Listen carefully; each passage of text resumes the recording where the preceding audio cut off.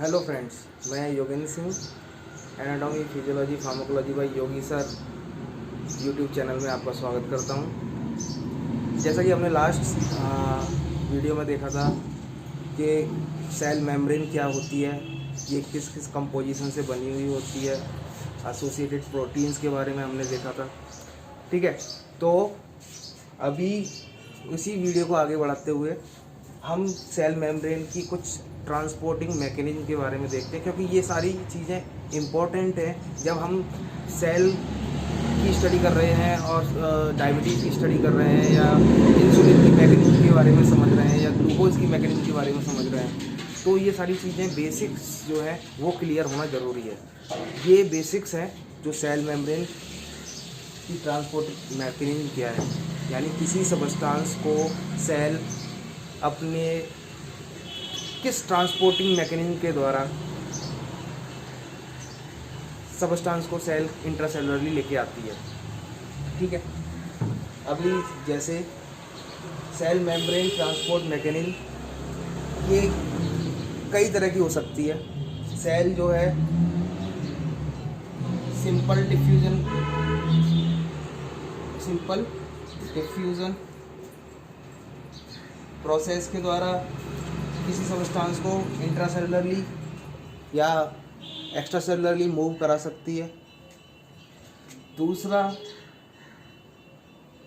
Facilitate diffusion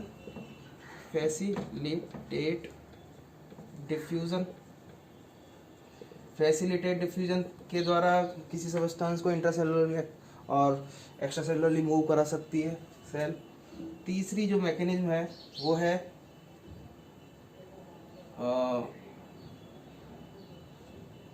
active transport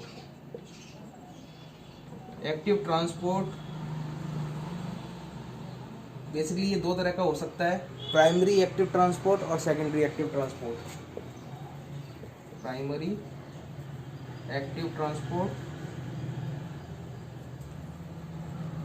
और secondary active transport.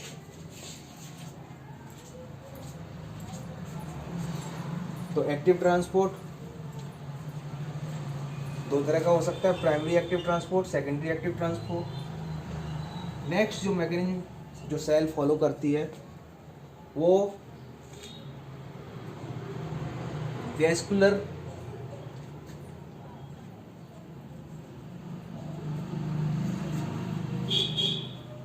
Transportation की mechanism होती है। Vascular transportation basically endocytosis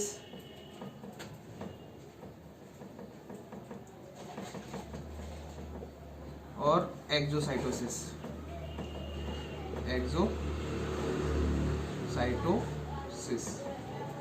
exocytosis ये वैस्कुलर ट्रांसपोर्टेशन मैकेनिज्म होती है। एंडोसाइटोसिस को अगर फर्दर देखा जाए तो ये किस तरह की हो सकती हैं, ये फैगोसाइटिक मैकेनिज्म हो सकती हैं। Phagocytic mechanism. दूसरी रिसेप्टर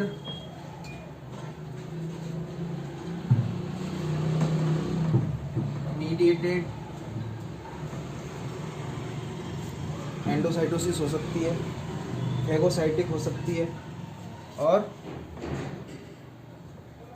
पिनोसाइटोसिस हो सकती है। पिनोसाइटोसिस। तो ये तीन तरह की एंडोसाइटोसिस प्रोसेस हो सकती हैं, फैगोसाइटिक, रिसेप्टर मीडिएटेड और पिनोसाइटोसिस।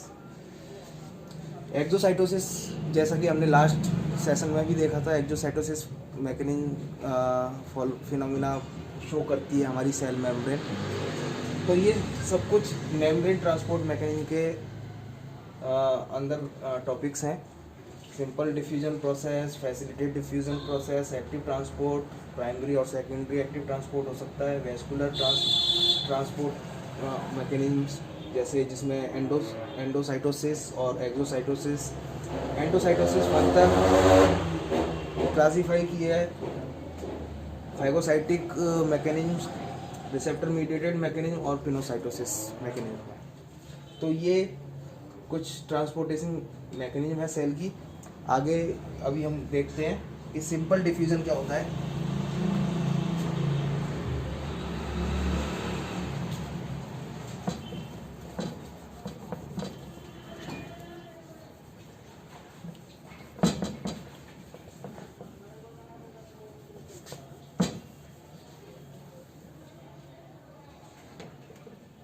सिंपल डिफ्यूज़न प्रोसेस क्या होती है सेल के लिए। जैसे कि ये सेल मेम्ब्रेन, आपको बेसिक स्ट्रक्चर अब पता चल चुकी है सेल मेम्ब्रेन की क्या है। हमारी लास्ट वीडियो को देख सकते हो आप सेल मेम्ब्रेन की बेसिक कंपोजिशन को जानने के लिए। तो ये सेल मेम्ब्रेन है जो कि लिपिड बाइलेयर है।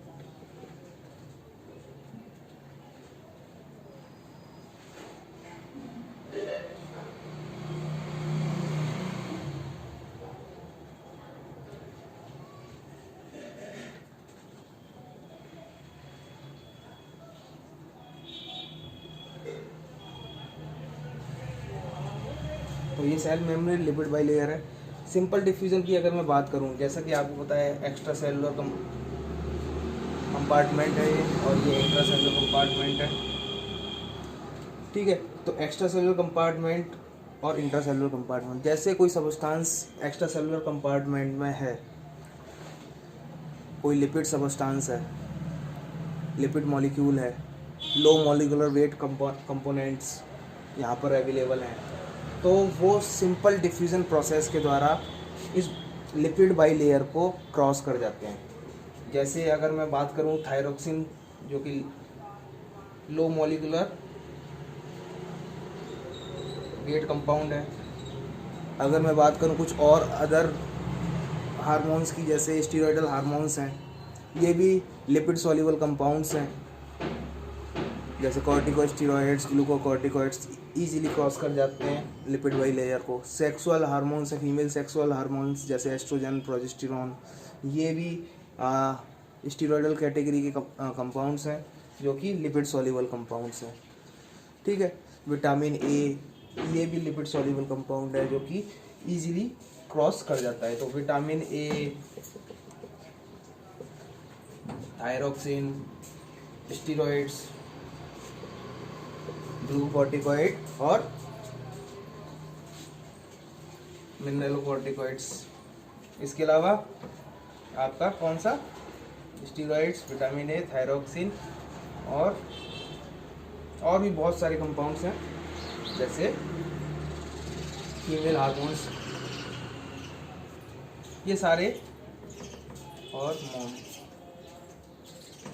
फीमेल हार्मोन्स, ये सारे के सारे जो हैं लिपिड सॉल्युबल कंपाउंड है और इजीली क्रॉस कर जाते हैं। मतलब अगर कोई कंपोनेंट यहाँ पर हाई कंसंट्रेशन में अवेलेबल है, लिपिड सॉल्युबल कंपाउंड, तो अभी आपको पता है अगर हाई कंसंट्रेशन में कोई सब्सटेंस एक्स्ट्रा सेलुलर फ्लूइड में अवेलेबल है तो ये लो कंसंट्रेशन की तरफ मूव करेगा। तो हाई कंसंट्रेशन से लो कंसंट्रेशन की तरफ मूवमेंट को हम सिंपल डिफ्यूजन प्रोसेस बोलते हैं, जो कि सेल मेम्ब्रेन और हमारी सेल जो है ये फिनोमिना शो करती है। तो मेम्ब्रेन ट्रांसपोर्ट मैकेनिज्म की सिंपल डिफ्यूजन प्रोसेस, जिसमें विदाउट एनी एनर्जी, कोई एनर्जी की ज़रूरत नहीं है, इसमें हाई कंसंट्रेशन से सब्सटेंस लो कंसंट्रेशन की तरफ मूव करे, इसको हम सिंपल डिफ्यूजन प्रोसेस बोलते हैं। ठीक है, तो ये तो हो गया सिंपल डिफ्यूजन। नेक्स्ट अगर मैं बात करूं फैसिलिटेट डिफ्यूजन प्रोसेस की, तो फैसिलिटेट डिफ्यूजन प्रोसेस क्या होती है।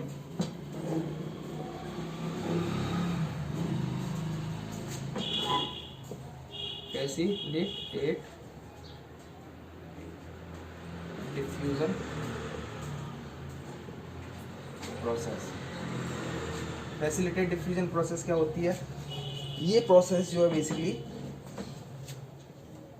आपको देखने को मिलेगी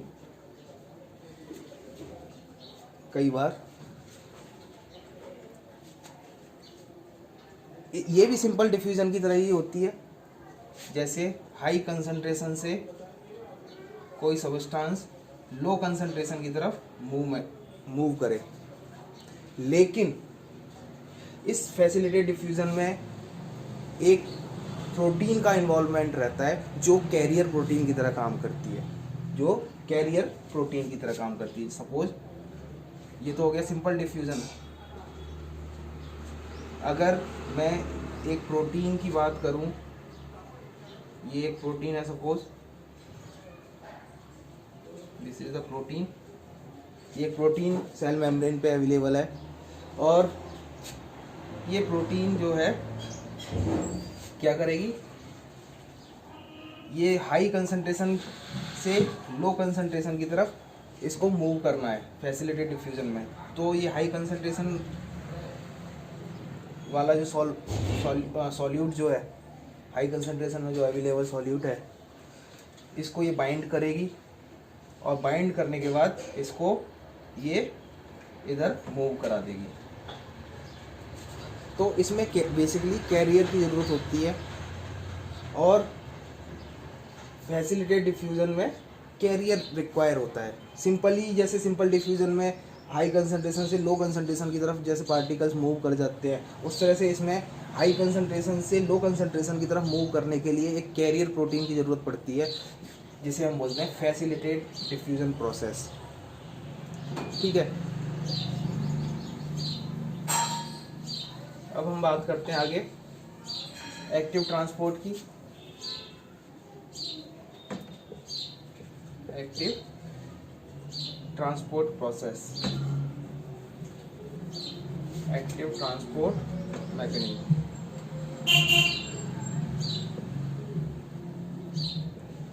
एक्टिव ट्रांसपोर्ट मैकेनिज्म क्या होती है?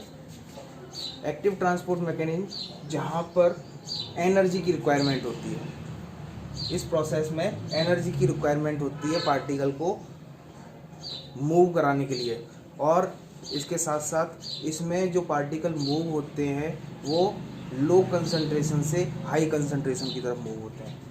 यानी जब किसी सेल को लो कंसंट्रेशन से हाई कंसंट्रेशन की तरफ मूव कराना है पार्टिकल को, तो इसमें एनर्जी की रिक्वायरमेंट पड़ती है। जैसे अगर मैं बात करूँ एक क्लासिकल एग्जांपल लेके कि sodium potassium ATPase, sodium potassium ATPase pump जो है और बेसोलेटरल मेम्ब्रेन पे अवेलेबल होती है। सपोज ये एक सेल है, ये बेसोलेटरल मेम्ब्रेन है और ये आपकी एपिकल मेम्ब्रेन है और ये ल्यूमन है। सपोज ये जीआईटी की ल्यूमन है सपोज। तो आपको पता है सोडियम आउटसाइड ज़्यादा होता है, पोटेशियम इनसाइड ज़्यादा होता है। ठीक है, और सपोज ये बेसोलेटरल मेम्ब्रेन है और इस पर हमारी ये सोडियम पोटेशियम एटीपेज पंप है। ये सोडियम पोटेशियम एटीपेज पंप क्या करती है कि जो इनसाइड सोडियम आयंस हैं उसको ये आउटसाइड मूव कराती है, और जो आउटसाइड पोटेशियम आयन जो हैं उसको ये इनसाइड मूव कराती है। तो ये पंप बेसिकली एटीपी की, इस पंप को चलने के लिए एटीपी की ज़रूरत होती है। बेसोलेटरल मेम्ब्रेन, यहाँ पर ब्लड है, यहाँ पर क्या है, ब्लड। ठीक है, तो इस पंप को चलने के लिए सेल से ब्लड में कोई कंपोनेंट भेजने के लिए, जैसे सोडियम और पोटेशियम की मैं बात कर रहा हूँ, यहाँ पर इस पंप को एटीपी की रिक्वायरमेंट होती है। ये एटीपेज पंप होती है बेसिकली, एटीपेज पंप। तो ये एटीपेज मतलब ब्रेक डाउन करना, पेज का मतलब होता है ब्रेक डाउन। तो ये एटीपी को ब्रेक डाउन करता है और उस एनर्जी को यूटिलाइज करता है, जिससे सोडियम जो इंट्रासेलुलर अवेलेबल है, three molecule of sodium that would be transfer to the blood, और जो 2 पोटेशियम आयन जो ब्लड में है वो ट्रांसपोर्ट किए जाते हैं सेल के अंदर। तो जो एनर्जी की इसमें क्या हो रहा है, सोडियम जो है एक्स्ट्रा सेलुलर फ्लूइड में ज़्यादा है, इंट्रासेलुलर फ्लूइड में कम है। ठीक है, तो अगेंस्ट यानी लो कंसंट्रेशन से हाई कंसंट्रेशन की तरफ पार्टिकल को मूव कराना है। तो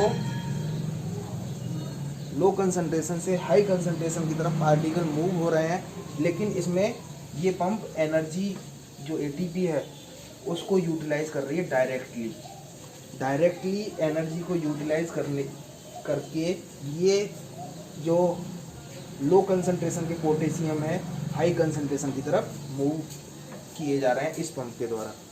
ऐसे ही लो कंसंट्रेशन के सोडियम आयंस जो है हाई कंसंट्रेशन की तरफ मूव किए जा रहे हैं इस पंप के द्वारा। तो इस पंप में एनर्जी की रिक्वायरमेंट होती है against the concentration gradient, particle को मूव कराना है। दूसरी जो फैसिलिटेटेड और सिंपल डिफ्यूजन है उसमें along the concentration gradient particle move करते हैं, इसमें against the concentration gradient particle की मूवमेंट रहती है और एनर्जी की रिक्वायरमेंट होती है। वहाँ सिंपल डिफ्यूजन और फैसिलिटेटेड डिफ्यूजन में एनर्जी की रिक्वायरमेंट नहीं रहती है। तो दिस काइंड ऑफ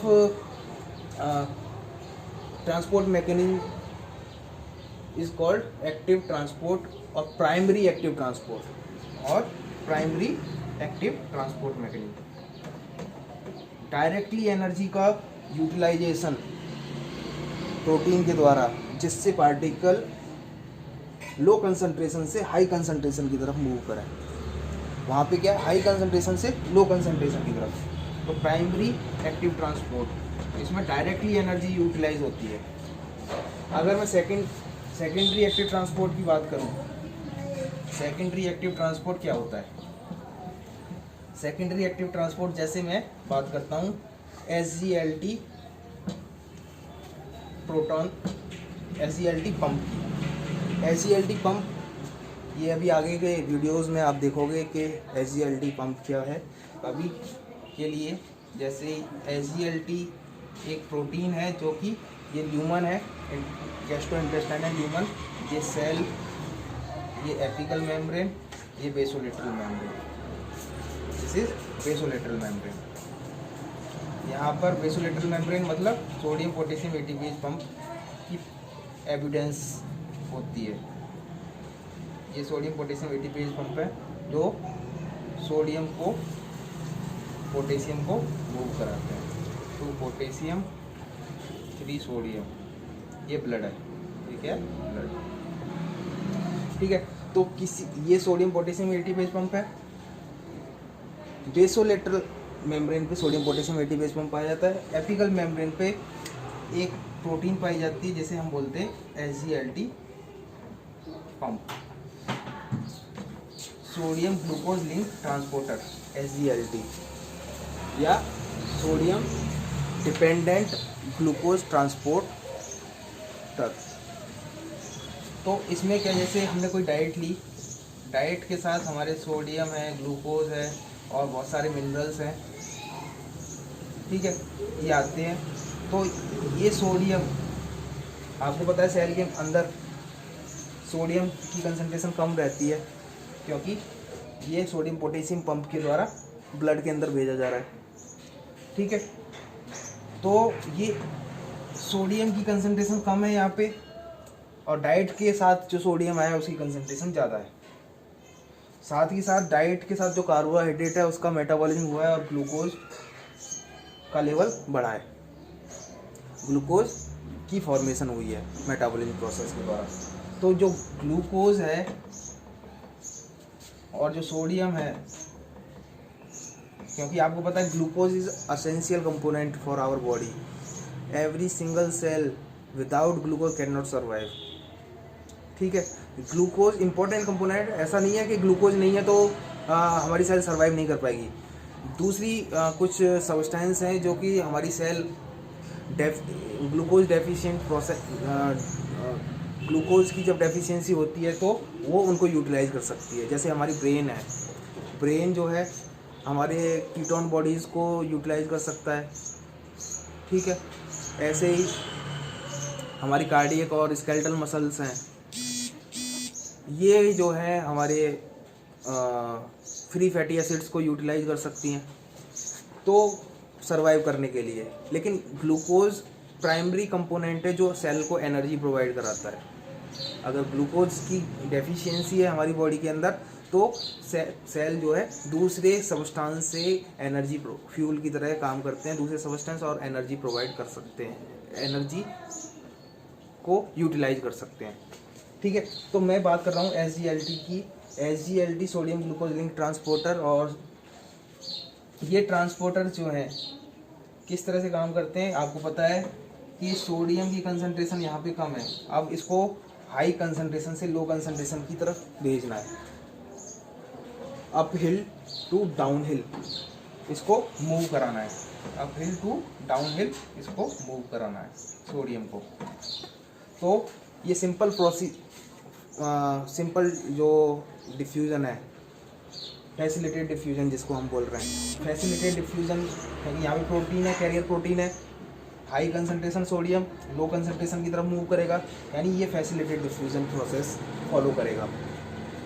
लेकिन जब ये सोडियम हाई कंसंट्रेशन से लो कंसंट्रेशन में पहुँचेगा तो यहाँ पर एनर्जी प्रोड्यूस होगी, up hill to down hill sodium को जाने के लिए एनर्जी प्रोड्यूस होगी, और ये एनर्जी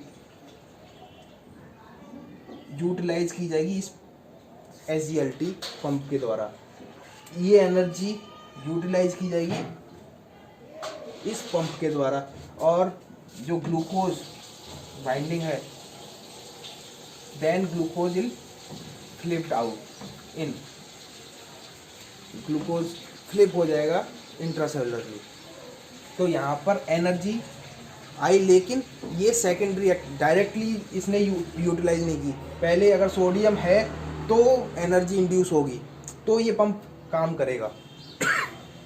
यहाँ पर सोडियम पोटेशियम एटीपीज में क्या है कि सोडियम और पोटेशियम की मूवमेंट को कराने के लिए directly ATPase enzyme break down करता है एटीपी को और यूटिलाइज करता है एटीपी को, और एटीपी ब्रेक डाउन होती है तो एटीपी डायरेक्टली यूटिलाइज की जा रही है। लेकिन यहाँ इस पंप के द्वारा, SGLT पंप के द्वारा डायरेक्टली एटीपी को यूटिलाइजेशन नहीं है। वो क्या रहा है, सोडियम हाई कंसंट्रेशन से लो कंसंट्रेशन की तरफ मूव कर रहा है, तो जो एनर्जी इंड्यूस हो रही है वो एनर्जी इस पंप को चलाने के लिए ज़रूरी है, वो एनर्जी इस पंप को चला रही है और यूटिलाइज की जा रही है। तो जो ग्लूकोज मॉलिक्यूल है, आपको पता है यहाँ पे ग्लूकोज है, सेल के अंदर ग्लूकोज ज़्यादा होता है क्योंकि सारी सेल सर्वाइवल के लिए ग्लूकोज इंपॉर्टेंट कंपोनेंट है, तो सेल को ये बाहर नहीं जाने देती हमारी सेल। तो सेल को कंप्लीट यूटिलाइजेशन के लिए SGLT जो पंप है ये क्या करती है, इसको SGLT पंप इस ग्लूकोज को इंट्रासेलुलरली मूव कराती है। लेकिन यहाँ पर आपको एनर्जी की ज़रूरत पड़ती है, लेकिन ये डायरेक्ट एनर्जी नहीं होती है, इनडायरेक्ट एनर्जी जो इंड्यूस हुई है फैसिलिटेड डिफ्यूज़न प्रोसीजर के द्वारा, सोडियम की मूवमेंट के द्वारा, उस एनर्जी को ये यूटिलाइज करता है और फ्लिप करता है ग्लूकोज को इंट्रासेलुलरली। तो ये आपका जो मैकेनिज्म है वो है secondary active transport. Secondary active transport, primary active transport आपको समझ में आ गए होंगे कि क्या होते हैं।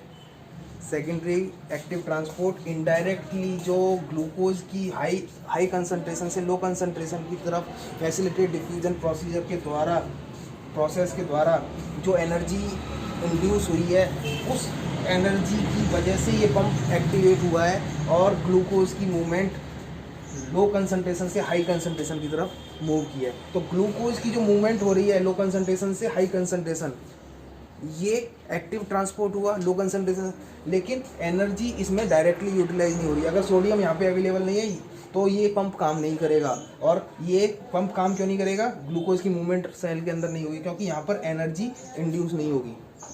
समझ में आया कैसे? सोडियम की कंसंट्रेशन हाई कंसंट्रेशन से लो कंसंट्रेशन की तरफ मूवमेंट करनी है, हाई कंसंट्रेशन से लो कंसंट्रेशन की तरफ मूव जब करेगा सोडियम तो एनर्जी इंड्यूस होगी, उस एनर्जी को ये पंप यूटिलाइज करेगा। उस यूटिलाइजेशन करने के बाद, उस एनर्जी का यूटिलाइजेशन करने के बाद ग्लूकोज की मूवमेंट होगी। इसमें दो बाइंडिंग साइट होती हैं, सोडियम और ग्लूकोज। दोनों बाइंडिंग साइट पे जब तक दोनों कंपोनेंट बाइंड नहीं होंगे जब तक ये पंप काम नहीं करती है।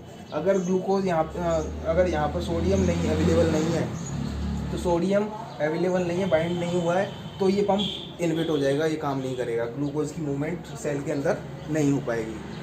तो ये इनडायरेक्टली यूटिलाइजेशन है एनर्जी का, यहाँ पर डायरेक्टली यूटिलाइजेशन है एनर्जी का। तो ये प्राइमरी एक्टिव ट्रांसपोर्ट है और ये सेकेंडरी एक्टिव ट्रांसपोर्ट है। अभी हम बात करते हैं वेस्कुलर ट्रांसपोर्टेशन मैकेनिज्म की। वेस्कुलर ट्रांसपोर्टेशन मैकेनिज्म क्या होती है, इसको दो तरीके से देखा जा सकता है, जैसे एंडोसाइटोसिस और एक्सोसाइटोसिस। एंडोसाइटोसिस को फर्दर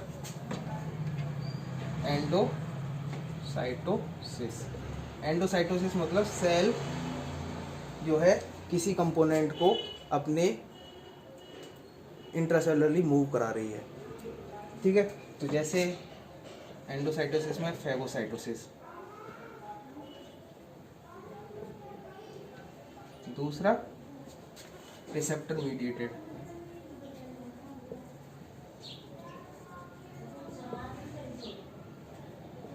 ठीक है।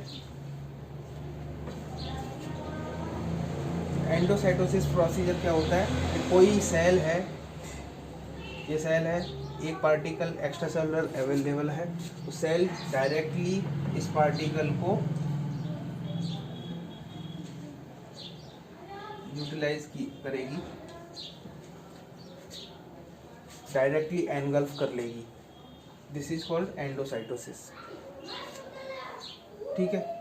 अगर मैं फैगोसाइटोसिस की बात करूं तो जैसे सपोज आरबीसी है और बैक्टीरियल सेल है, यहाँ पर ये डब्ल्यूबीसी है और यहाँ बैक्टीरियल सेल है, तो इसको ये एनगल्फ करेगी और इंट्रासेलुलर जो कंपोनेंट है साइटोस्केलेटल है जैसे एक्टिन, यहाँ पर इन्वॉल्व होगा इस बैक्टीरियल सेल को एनगल्फ करने के लिए, ठीक है। तो ये फैगोसाइटिक प्रोसीजर होता है। फैगोसाइटिक प्रोसीजर में क्या है कि सॉलिड पार्टिकल सेल के द्वारा एनगल्फ किए जाते हैं और यहाँ पर साइटोस्केलेटल्स जो है एक्टिन, ये इन्वॉल्व होता है फैगोसाइटिक प्रोसीजर में, यानी सेल को एनगल्फ करने के लिए। ये एक्टिन जो है साइटोस्केलेटल है, सेल का कंपोनेंट है, तो सेल की कंपोनेंट ये एक्टिन जो प्रोटीन है सेल के साइटोस्केलेटल जो है, ये इन्वॉल्व होगा इस बैक्टीरियल सेल को एनगल्फ करने के लिए। ऑन दी अदर एंड मैं अगर बात करूँ पिनोसाइटोसिस की, एक और मैकेनिज्म होती है, एंडोसाइटोसिस का पार्ट होती है पिनोसाइटोसिस। पिनोसाइटोसिस में क्या होता है, जैसे ये फैगोसाइटोसिस प्रोसेस है, पिनोसाइटोसिस सपोज ये पिनोसाइटोसिस प्रोसेस है कि इसमें लिक्विड पार्टिकल को एनगल्फ किया जाता है। ये लिक्विड, ये कौन सा है, सॉलिड पार्टिकल है। तो फैगोसाइटोसिस में क्या होता है, ये तो क्या है फैगोसाइटोसिस, और पिनोसाइटोसिस में क्या होता है कि लिक्विड पार्टिकल्स जो हैं इसको एनगल्फ करती है सेल, और ये प्रोसीजर कहलाता है pinocytosis. Receptor mediated transport mechanism क्या होती है, ये भी एक पार्ट है एंडोसाइटोसिस का। एंडोसाइटोसिस का एक पार्ट है। कुछ substance receptor mediated transport mechanism phenomena को शो करते हैं। अभी किस तरह से करते हैं इसको देखते हैं अभी कि रिसेप्टर मीडिएटेड ट्रांसपोर्ट मैकेनिज्म कैसे शो होती है। सपोज ये एक हिपेटोसाइट है, क्या है ये, एक हिपेटोसाइट, हिपेटिक सेल है। अब ये हिपेटिक सेल है, इसके सरफेस पर कुछ रिसेप्टर्स अवेलेबल होते हैं जिसको हम बोलते हैं एलडीएल रिसेप्टर। क्या बोलते हैं, एलडीएल रिसेप्टर्स। ये LDL receptors low density lipoprotein receptors हैं, और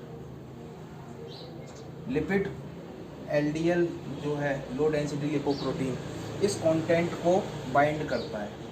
ये रिसेप्टर क्या करते हैं, ये कंटेंट को बाइंड करता है, लिपिड को बाइंड करने के काम में आते हैं हेपेटिक सेल के अंदर। तो जब ये कंटेंट बाइंड होता है रिसेप्टर से, तो हेपेटिक सेल की कुछ इंट्रासेलुलर प्रोटीन्स जिसे हम बोलते हैं क्लैथरिन प्रोटीन्स एक्टिवेट होती हैं।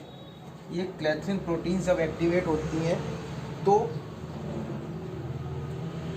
इस रिसेप्टर को पुल करती हैं इंट्रासेलुलरली। सपोज यहाँ पर ये पुल कर रही हैं, इस तरह से इसने पुल किया क्लेथ्रिन। ये कौन सी प्रोटीन है?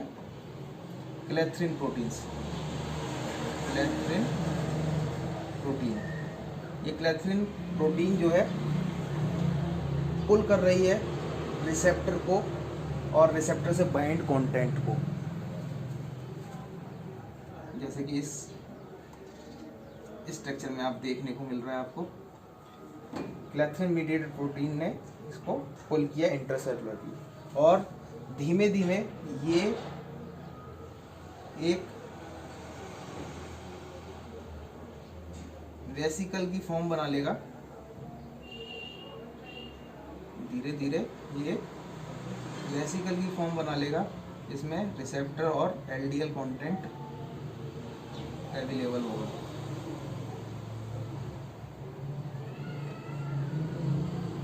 अब ये यहाँ पर पूरी की पूरी वेसिकल इंट्रासेलुलरली अवेलेबल होती है और ये रिसेप्टर कंटेंट और रिसेप्टर का कंटेंट इंट्रासेलुलरली अवेलेबल। तो सबसे पहले क्लेथ्रिन मीडिएटेड प्रोटीन जो इंट्रासेलुलरली अवेलेबल है उसने रिसेप्टर और रिसेप्टर से बाइंड कंटेंट को पुल किया, एक पिथ बनाई। पिथ बनाने के बाद ये धीमे धीमे एक वेसिकल की फॉर्म में इंट्रासेलुलरली एनगल्फ कर ली गई और रिसील हो गई हमारी सेल मेम्ब्रेन। ठीक है, तो इस तरह का जो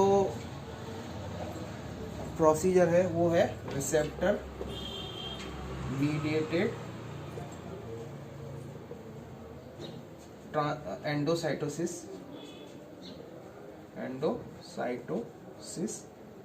ट्रांसपोर्टेशन। ठीक है, एक्सोसाइटोसिस के बारे में हम लास्ट वीडियो में जान चुके हैं। ठीक, सेल मेम्ब्रेन किस तरह से सेल के अंदर जो कंटेंट है किस तरह से सेल के बाहर रिलीज करता है। जैसे अभी देख लेते हैं दोबारा से। ये सपोज सेल मेम्ब्रेन है, सेल के अंदर या किसी ग्लैंड किसी बीटा सेल है, सपोज ये बीटा सेल है। बीटा सेल जिसके अंदर वेसिकल्स अवेलेबल हैं, वेसिकल के अंदर इंसुलिन अवेलेबल है, ये इंसुलिन है। ठीक है, सेल के अंदर से किसी सब्सटेंस का बाहर की तरफ रिलीज होना, ये प्रोसीजर कहलाता है एक्सोसाइटोसिस। ये प्रोसेस क्या कहलाती है? एक्सोसाइटोसिस। तो इस वेसिकल को सेल मेम्ब्रेन की तरफ मूव करना है, तो कुछ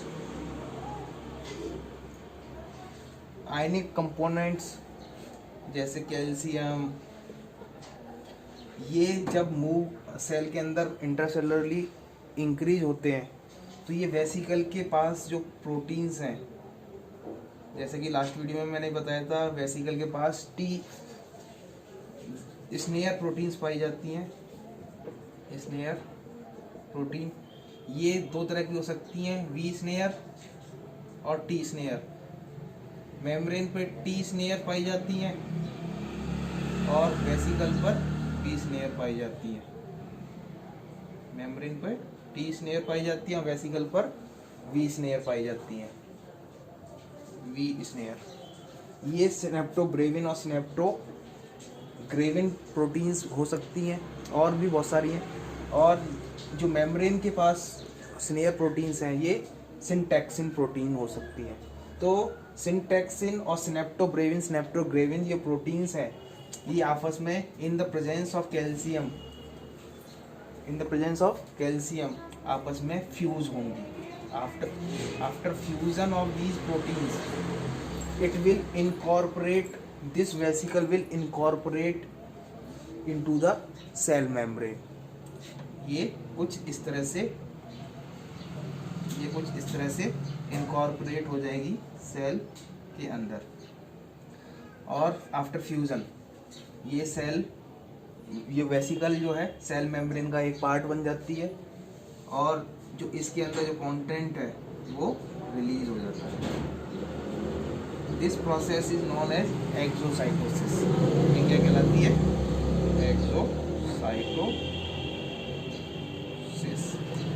तो हमारी जो सेल मेम्ब्रेन है इस तरह की कुछ फिनोमिना रखती है, ट्रांसपोर्ट मैकेनिज्म रखती है, जो कि किसी सबस्टांस को एक्स्ट्रा सेलुलर से इंट्रासेलुलर और इंट्रासेलुलर से एक्स्ट्रा सेलुलर ट्रांसपोर्ट करने के लिए ज़रूरी है।